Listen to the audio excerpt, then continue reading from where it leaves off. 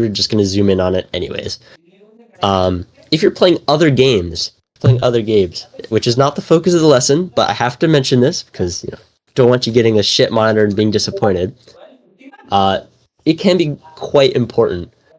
If you're playing Counter-Strike, it doesn't matter a lot, but if you're playing something like Hunt Showdown or you're playing Rust, the ability to actually see someone a million light years away is pretty important. 1440p is a pretty great sweet spot for most modern computers. 1080p is a little bit old, but it's manageable for most people. And I would say don't even bother looking at 4K unless you have a lot of money to buy a pretty good computer. All right, so that's enough on that. Any questions on, any of the things I just discussed?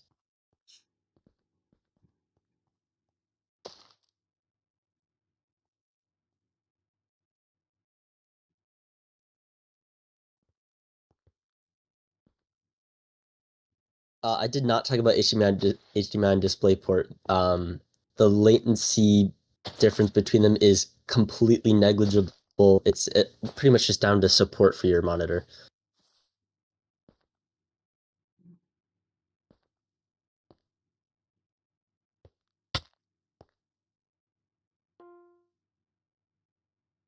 Okay, so I'm going to assume that means no questions. So I am going to move on to the next section of setup information, which is peripherals.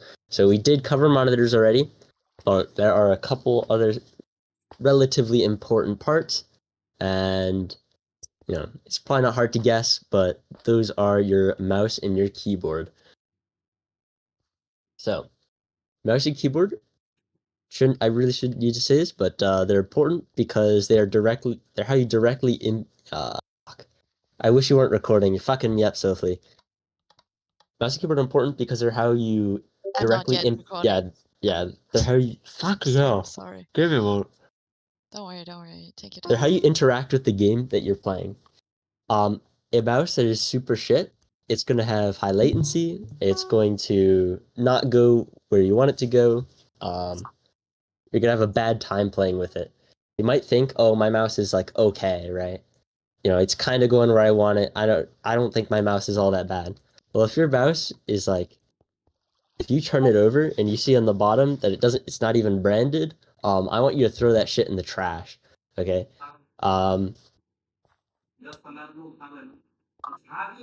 If you have any questions about what kind of mouse to buy, that's the kind of thing that's best to talk to me about like after class, because it depends person to person, but I can give you guys some general guidelines on what makes a good gaming mouse.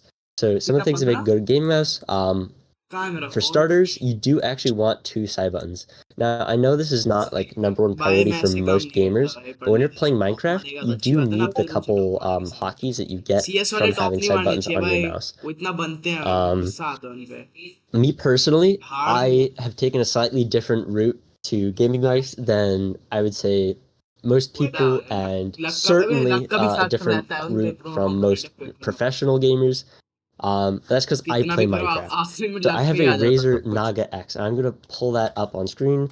Razer Naga X. So this is a wired mouse with 12 side buttons, and this is not an amazing mouse. But if you're playing Minecraft, it certainly can be. It has a lot of downsides to it that you're gonna feel if you're trying to play Counter-Strike. But the 12 side buttons, that's pretty big. A good mouse would be something more like, I hate to like look at the G Pro X Superlight. I'll do the Hitscan Hyperlight. Hitscan Hyperlight, that's a goated mouse. So this is the Hitscan Hyperlight. It's got a relatively safe shape. It should be usable for most people, although it is on the smaller side as it's essentially a Viper mini clone. It has 2 side buttons. It's going to have like a 3395 or 3950 sensor in it. I don't actually know off the top of my head. It probably has optical switches. All these things are important. You want a mouse that has a polling rate of at least 1,000. you want a mouse that at least has a 3395. If you can't do that, if you have absolutely no money or like you only have like a limited selection of things available, I think you could be okay with just about any optical sensor. But okay, who's mining blocks next to me? You're driving me crazy. I'm gonna kill you. Um, oh, sorry. In-game messages. You have a question? Double click is bad for Civ. Actually, yes, you do want a mouse that doesn't double click, ideally. So when you're on Real 1.8, it's not that big of a deal. Double clicking, essentially what happens is, I mean, I don't want to like get too far into weeds explaining debounce, but what happens essentially is there's a little sensor in the switch. When you press down your mouse button, it detects contact. Okay, so there's contact here. Sorry, no.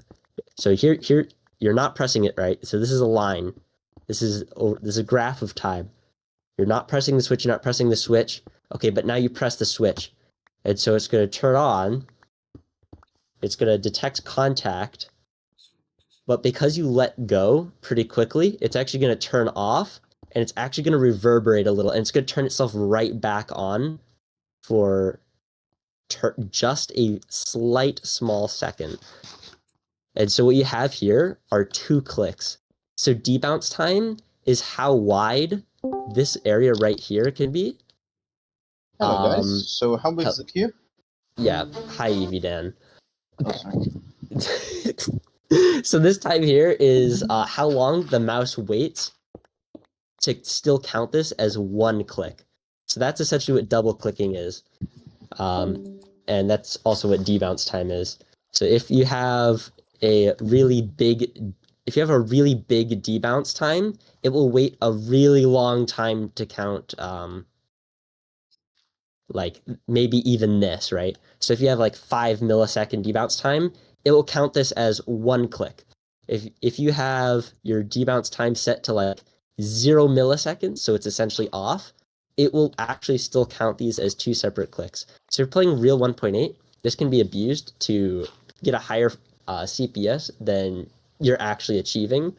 But if you're playing Civ, what you really want is not to accidentally do stuff that you're not intending to do. So I would recommend not worrying about this. I just wanted to like go over it because someone brought it up. So yeah, I'm going to go back to looking at the mouse. I'm actually going to read chat first before I go back to it. Okay, food, Sashiel. I'm sorry if you guys are bored. We're going to get to the PvP section when we're done talking about peripherals. Actually, no, we're going over game settings. Damn, I'm evil. Oh, let me look at my my course again.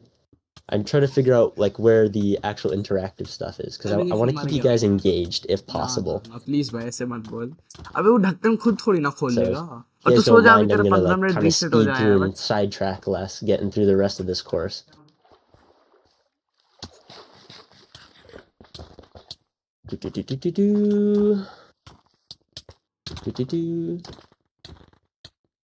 Okay, yeah. So assassinate somebody quickly. Real.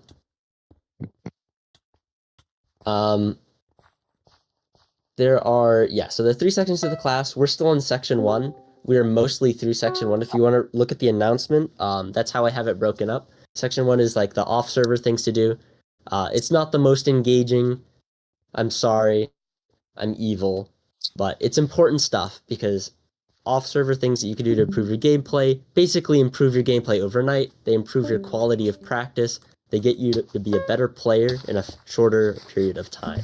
So they're all important. So I'm sorry if you're bored. I wish I could make this more engaging. I'm not an entertainer YouTuber. If you guys have any interest in any of the topics I've discussed, I can give you links to some pretty smart guys on YouTube that can teach you everything you need to know. But yeah, I kind of just wanted to give you an overview. Kind of want to get you thinking, like, what can I do out of game? Okay, I see you guys fighting over there. If you don't stop this, I will literally just remove one of you. cut it out.